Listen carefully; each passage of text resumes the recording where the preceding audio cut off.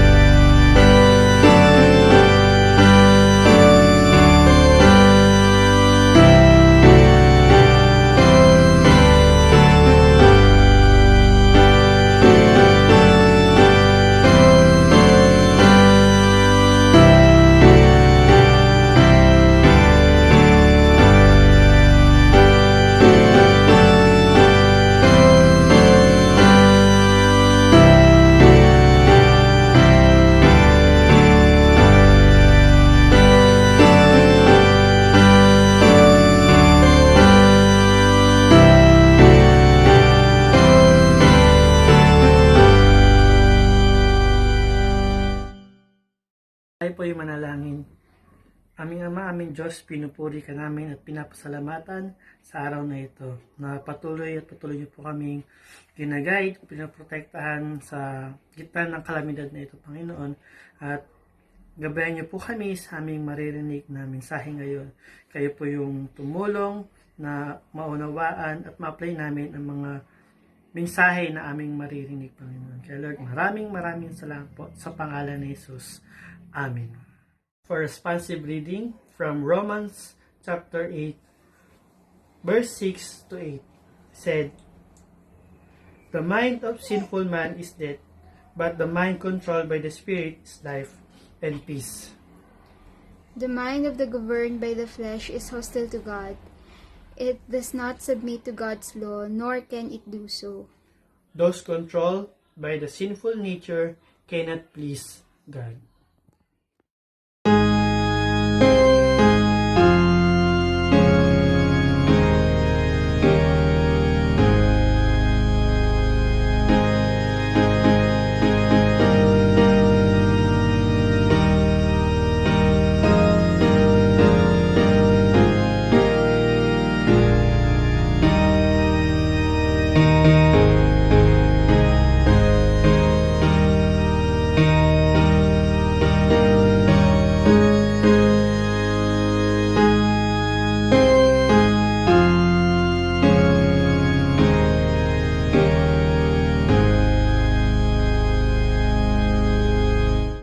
Isang magandang araw ng pagsamba sa ating lahat. Kumusta po kayo? Naway nasa mabuti kayong kalagayan at kalusugan sa inyong mga lupang katawan. At patuloy nating pasalamatan ng Diyos sa ating sama-samang pagsamba ngayong araw na ito. Pagpalain nawa tayo ng Panginoon sa ating pagpapasalamat ngayong umagang ito.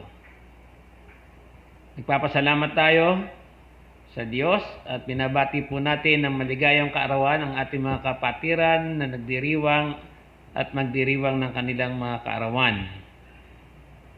Binabati natin si Yasmin, Eliza, Estrella na magdiriwang ng kaarawan ngayong araw nito, July 19, at si Micaela Caballero, July 20. Dalangin natin na patuloy na pagpalain ng Panginoon Diyos sa ating mga kapatid na ito at patuloy nang maranasan ang mga pagpapala ng Diyos sa kanilang buhay at ipaglingkod nila ito sa iyong iglesia, sa kanilang sambahayan at sa lahat ng kanilang mga mahal sa buhay.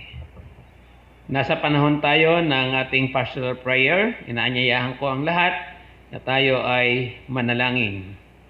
Most loving and gracious Father, we come before you to give you thanks for all the things you have done for us.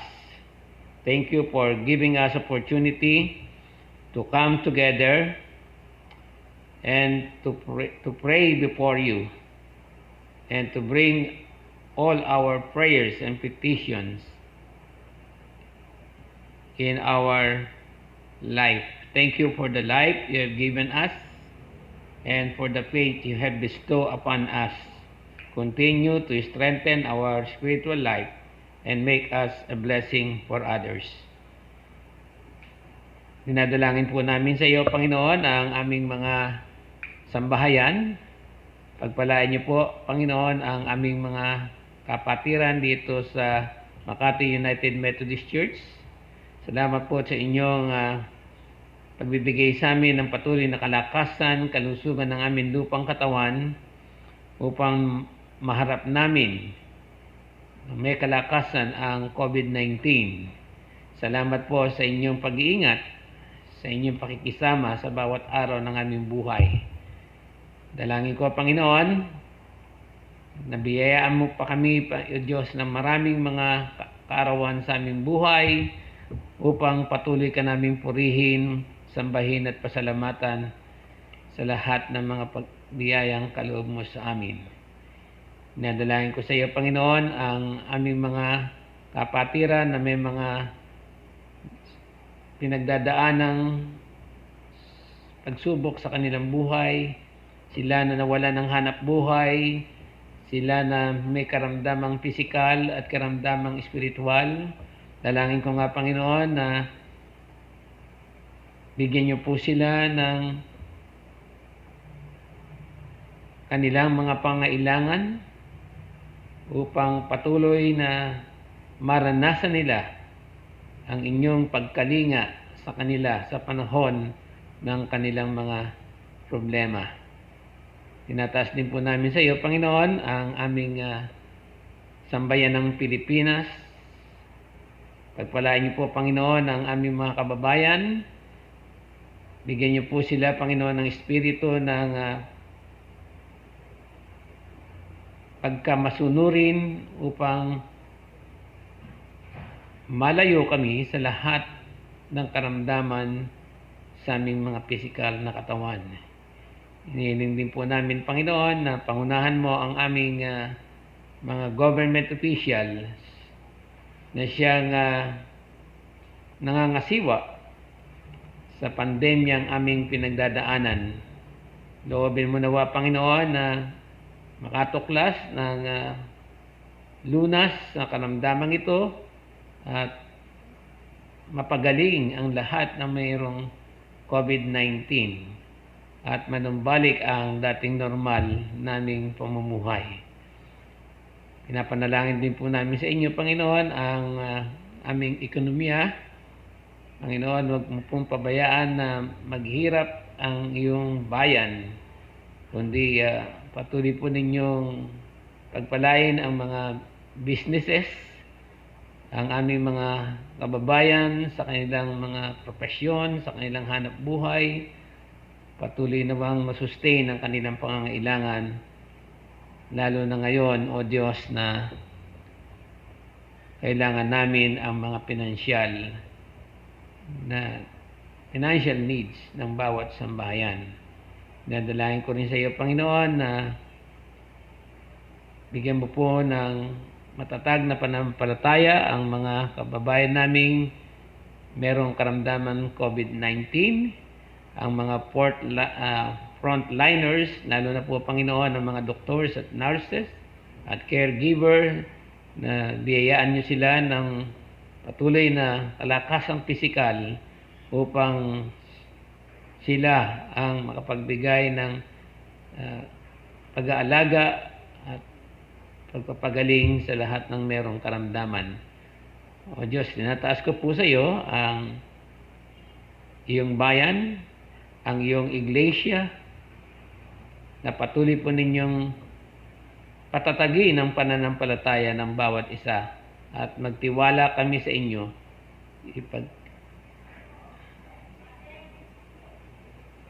At bigyan mo kami, Panginoon, ng lalong matibay at malalim na pananalig sa inyo upang ang lahat ng ito ay aming mapagtagumpayan. Sa iyong mga kamay, Panginoon, pinagkakatiwala po namin ang lahat na ito sa pangalan ng aming Panginoong Hesus. Amen.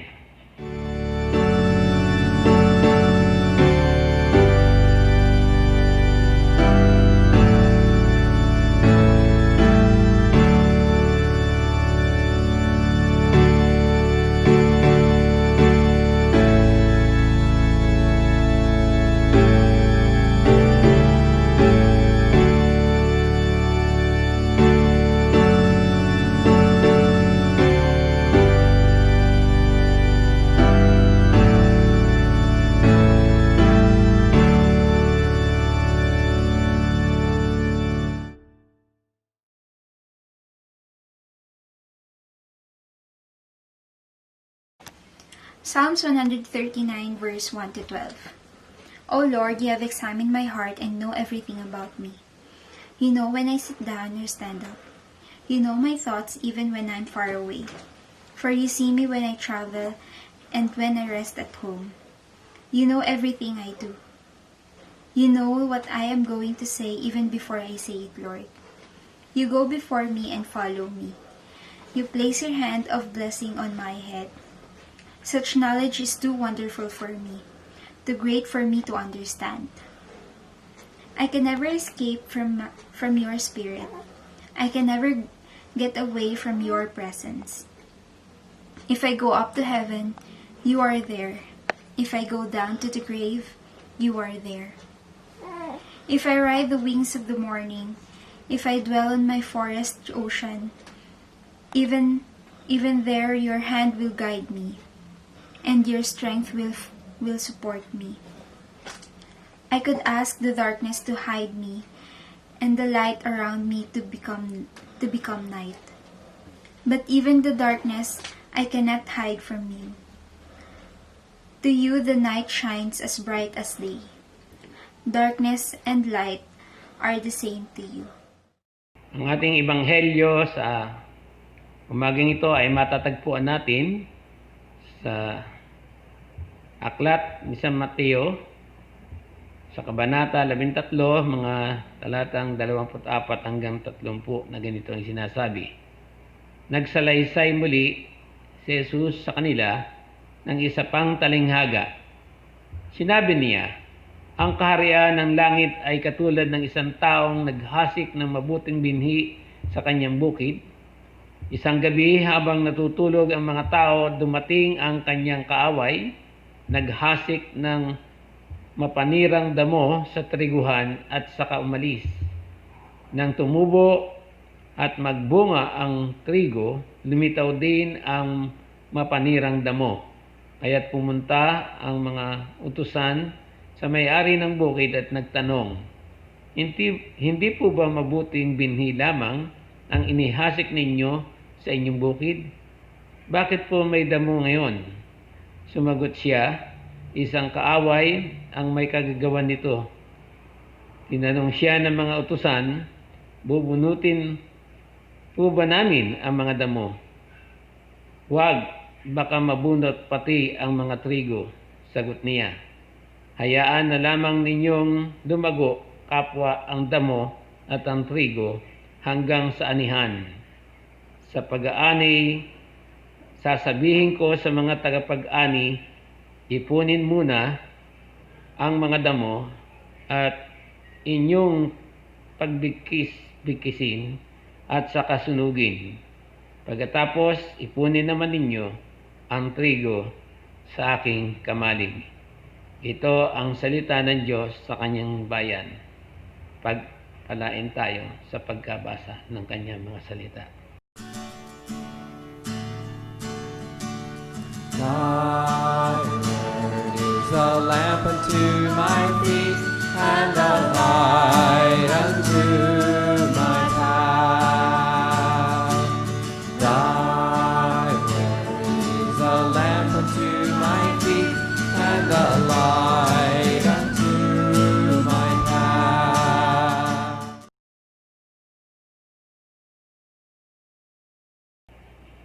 Magandang umaga po muli sa inyo. Ang ating pong mensahe sa umagang ito ay merong pamagat na God is at work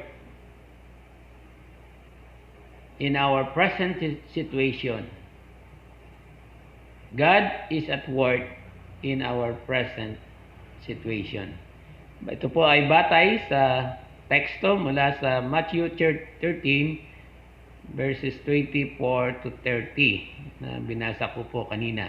Tayo yumukod at tayo manalangin. Mapagpala naming Diyos, aming Ama, nagpapasalamat po kami na kami ay muling magsama-sama upang aming pagbulay-bulayan ang mga salita ninyo na naghahayag ng mga katotohanan sa aming mga buhay upang maging gabay ito para sa isang matagumpay na pamumuhay. Samahan niyo nga po kami sa aming pagsasama-sama ngayong umaga at puspusin mo kami ng inyong banal na espiritu na magbibigay sa amin ng karunungan, pangunawa upang tanggapin namin ang pagpapalang inihanda mo para sa bawat isang anak mo. Samahan at pangunahan niyo kami sa aming pagsambang ito. Sa pangalan ng aming Panginoong Hesus, ito po ang aking dalangin. Amen. Our lesson for today has something to do in our present situation about COVID-19 pandemic. While we are praying to control the numbers of affected people, it is still going up. Last Wednesday, we have more than 58,000 COVID-19 positive. Dito sa NCR, meron tayong 178 new COVID-19 fresh cases. Sa kabila ng kalagayang ito, marami pa rin tayong kababayan na pasaway. Ito yung sinasabi sa talinghaga ng mapanirang damo sa triguhan, na may mabuting binhi at may mapanirang damo. Hindi natin makukontrol ang mga pasaway, ngunit pwede natin silang ipanalangin. We cannot change people, but we can pray for them to change. We need only patience, like our God who is patient. Genesis 6 verse 3, God shows His patience by allowing people of Noah's day, a great deal with time, 120 years, to change their sinful ways. God demonstrates His great patience with us as well. He is giving us time to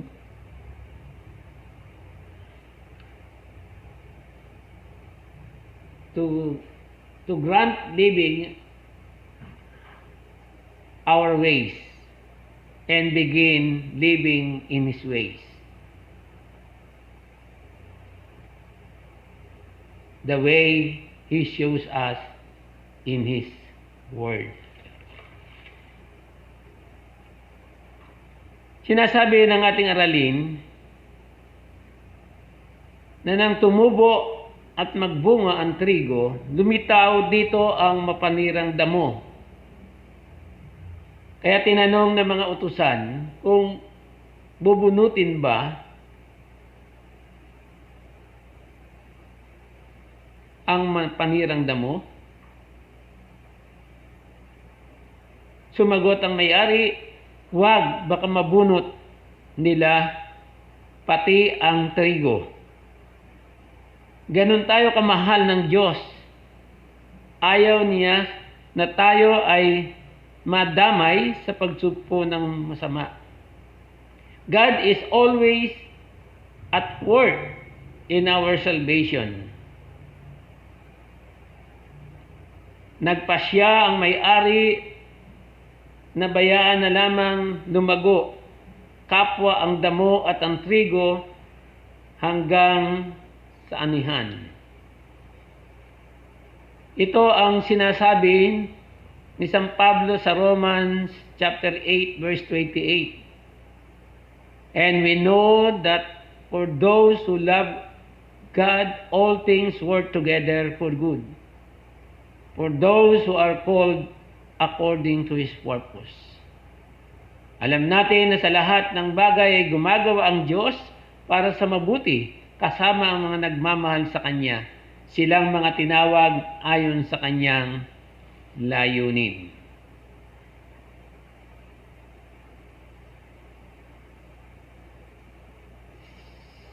Sa pag-aanihan, pasasabihan ng may-ari ang tagapag-ani na ipunin ang mga damo at bigkisin at saka sunugin. Pagkatapos ipunin ang trigo sa kamalig.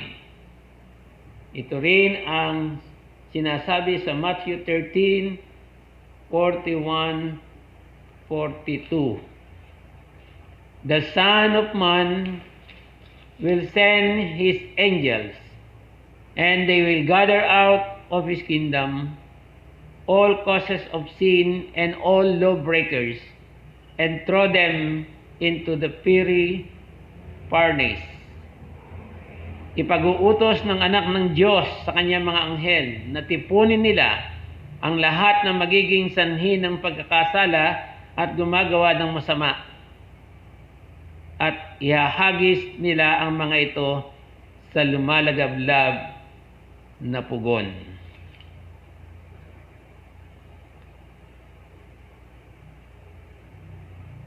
Tayo, paano natin tinitignan ang ganitong kalagayan? Minsan nanonood ako ng TV, ipinakita ang mga tao na hindi sumusunod sa mga protocol, ang hinuli ng mga may kapangyarihan upang bigyan ng aral. Marami ang nagalit at sinabing ikulong na yan. Upang madisiplina ang tao, ang mga LGU ay nagpataw ng mas mataas na multa sa mga lalabag sa batas. Minsan iniisip natin, bakit ito pinapayagan ng Diyos? Pinapayagan ito ng Diyos dahil gusto niya na huwag tayong mapahamak dahil sa masasama. Sa halip, maging matyaga tayo sa paghihintay sa gagawin ng Diyos sa kanila.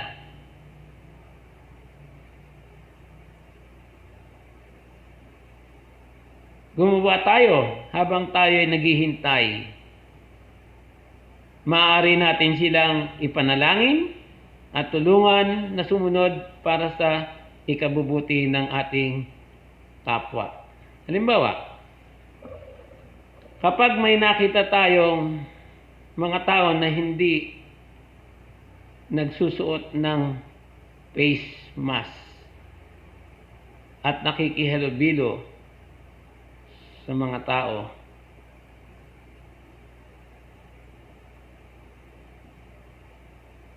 dapat natin silang pagsabihan upang hindi sila mahawa o makahawa.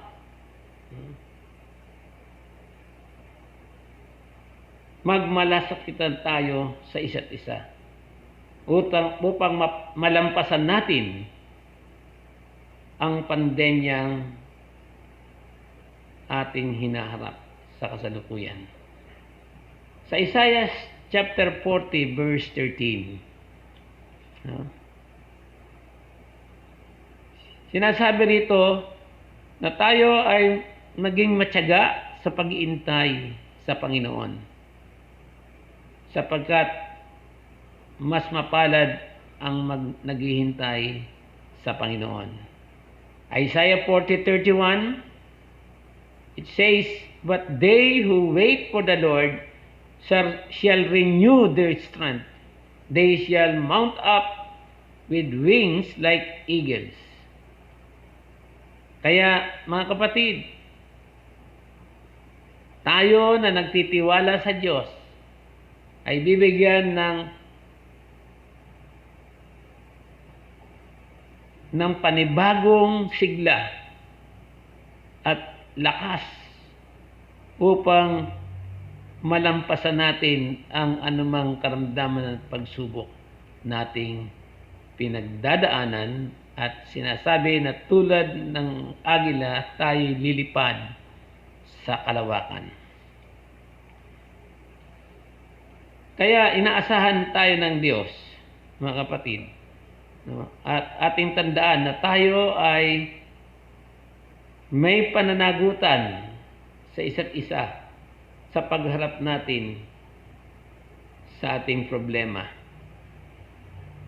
2 Corinthians chapter 5:10, sinasabi ni San Pablo na, "For we must all appear before the judgment seat of Christ, so that each one may receive what is due for what he has done in the body, whether good or evil." Kailangan tayong lahat na gumawa para sa kabutihan ng ating kapwa, sapagkat lahat tayo'y haharap sa hukuman ni Kristo at tatanggap ng nararapat ayon sa ating mga gawang mabuti o masama nang tayo'y nabubuhay pa sa katawang ito. Kaya bilang mga mananampalataya, bilang tinawag ng Diyos,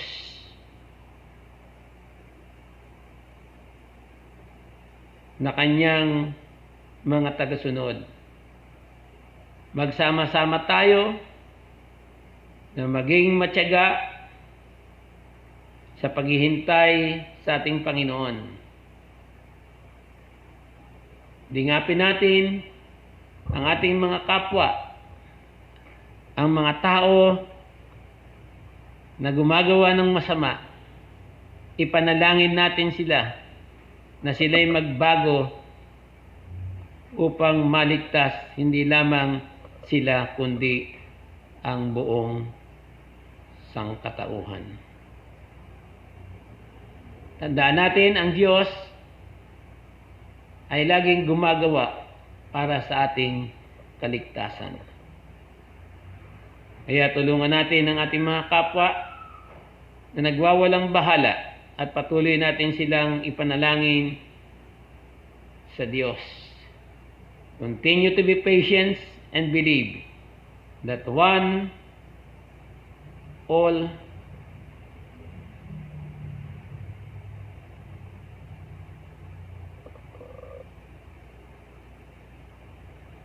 believe that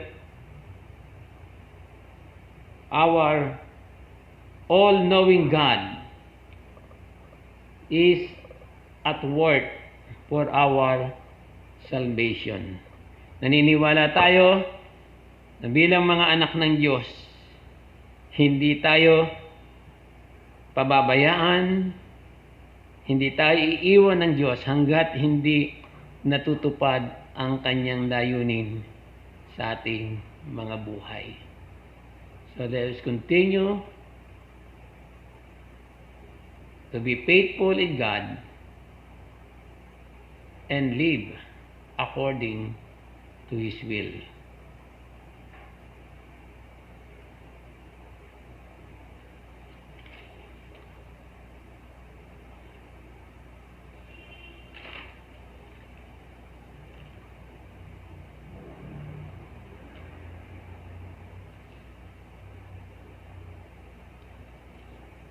As we continue serving God, be patient, be prayerful, be loving to others, and we will overcome our situation until we receive our salvation. Let's continue to pray to God to give us wisdom and understanding that God is at work for our common good. May the good Lord help us to survive. In the name of the Father, and of the Son, and of the Holy Spirit. To God be the glory. May thy will be done. Good morning, and God bless us all with His mercy and peace. Amen. Tayo pong lahat sa sinasampalatayanan. Sinasampalatayanan ko ang Diyos, amang makapangyarihan sa lahat, lumalang ng langit at lupa, at si Jesucristo na anak na bugtong niya. Panginoon natin, na sa hiwaga ng Espiritu Santo, ay ipinanganak ng Birheng Maria. Nagdamdam ng hirap sa kahatulan ni Poncio Pilato, ipinako sa krus, namatay at inilibing. Sa ikatlong araw ay nabuhay sa mga patay, umakyat sa langit at umupo sa kanan ng Diyos, amang makapangyarihan sa lahat. Doon magmumula at paririto upang hukuman ang nangabubuhay at nangamamatay. Sinasampalatayanan ko ang Espiritu Santo, ang banal na iglesyang laganap, ang pagkakaisa ng mga banal, ang kapatawaran sa mga kasalanan, ang muling pagkabuhay ng katawan, at ang buhay na walang hanggan. Amen. Nasa panahon po tayo ng paghahandog ng mga pangako, kaloob, paggawain at pasasalamat.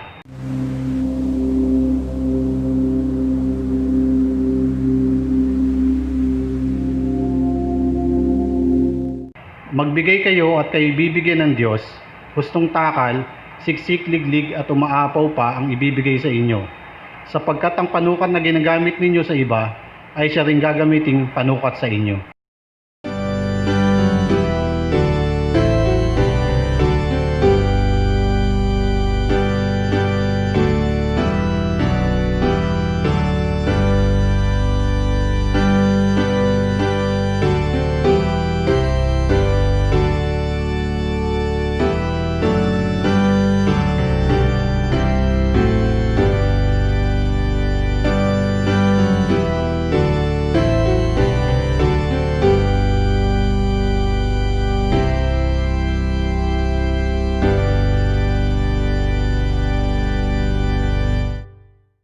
Pinasasalamatan ka namin, O Diyos, sa umagang ito, sa pagkakataon na kami ay sama-samang makapanambahan sa inyo. Salamat po, Panginoon, sa pribileyo na kami maglingkod sa inyo sa pamagitan ng aming mga handog na mula sa iyong mga kaloob na tinanggap namin sa aming mga buhay. Panginoon, patuloy mong pagpalain ng mga anak ninyo na nagtitiwala sa inyo, na patuloy kaming magkaroon ng kagalakan na ibahagi sa iyo ang mga biyayang aming natanggap upang matugunan ang pangailangan ng iyong iglesia. Pagpalain mo ang aming mga handog na ito at patuloy nawa ito maging kasangkapan sa patuloy na paglawak ng iyong gawain at kaharian dito sa lupa. At patuloy po ninyong ibuhos ang iyong pagpapala sa lahat ng mga anak mo na nagmamahal, nagtatapat at naglilingkod sa inyo. Sa pangalan ng aming Panginoong Hesus, ito po ang aming dalangin. Amen.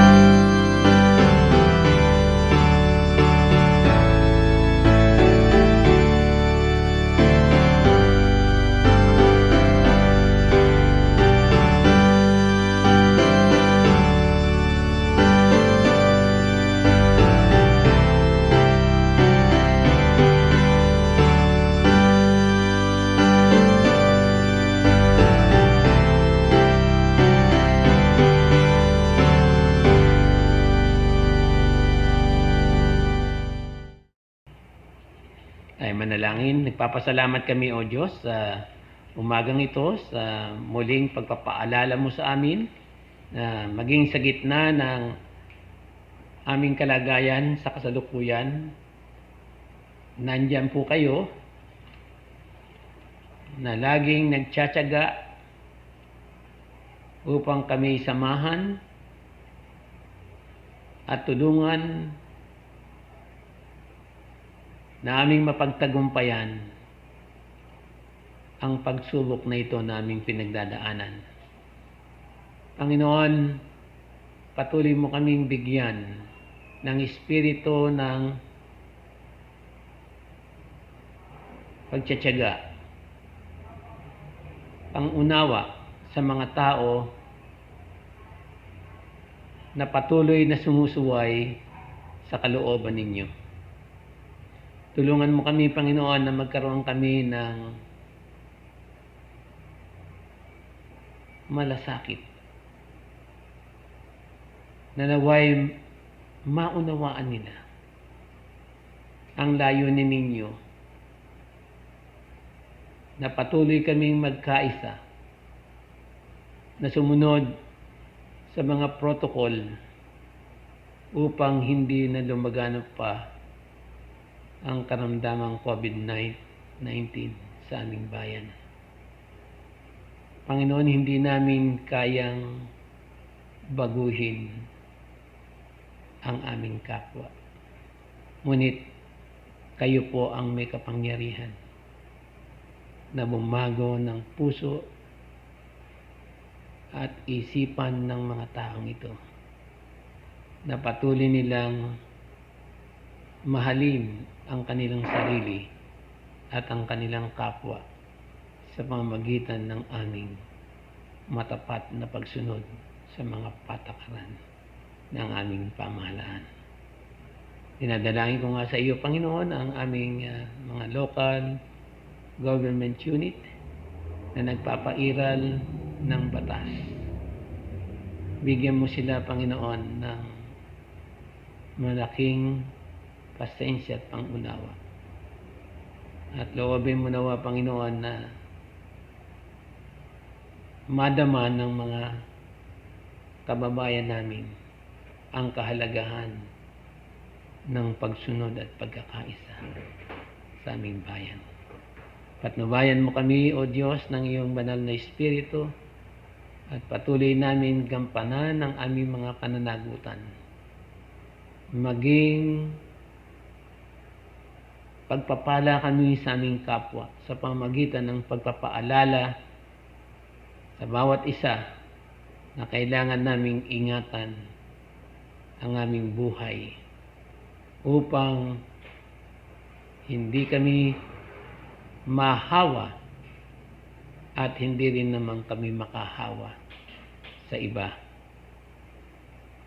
Panginoon, isugo po ninyo ang iyong banal na Espiritu sa aming mga kababayan.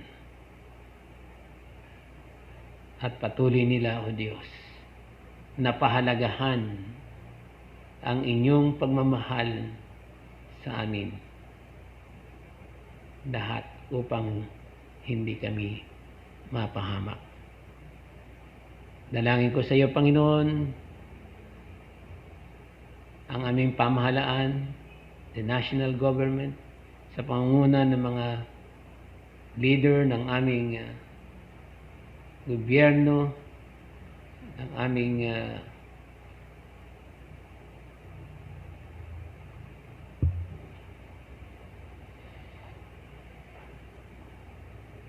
pinuno ng aming bayan, at gayon din, O Diyos, ang mga congressman, senator, justices, at gayon din ang aming mga cabinet member na siyang nangunguna sa pagsugpo ng COVID-19. Biyayaan niyo po sila, Panginoon, ng karunungan na nagmumula sa inyo. At makagawa sila ng kapasyahan sa agarang pagsugpo ng karamdamang ito. Naniniwala kami, Panginoon, you are a powerful God.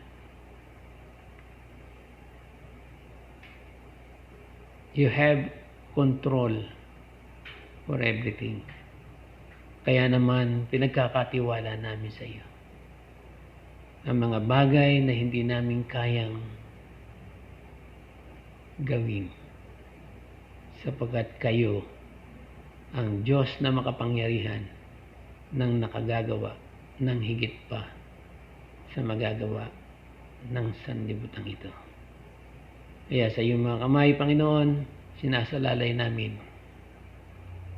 ang kaligtasan ng buong sanlibutan. Pagpalain mo, Panginoon, ang lahat ng mga anak mo na nagpapasalamat ngayon dahil sa kanilang mga biyayang tinanggap sa iyo. Patuloy mong biyayaan ng kalakasan at kalusugan ang aming mga senior citizen.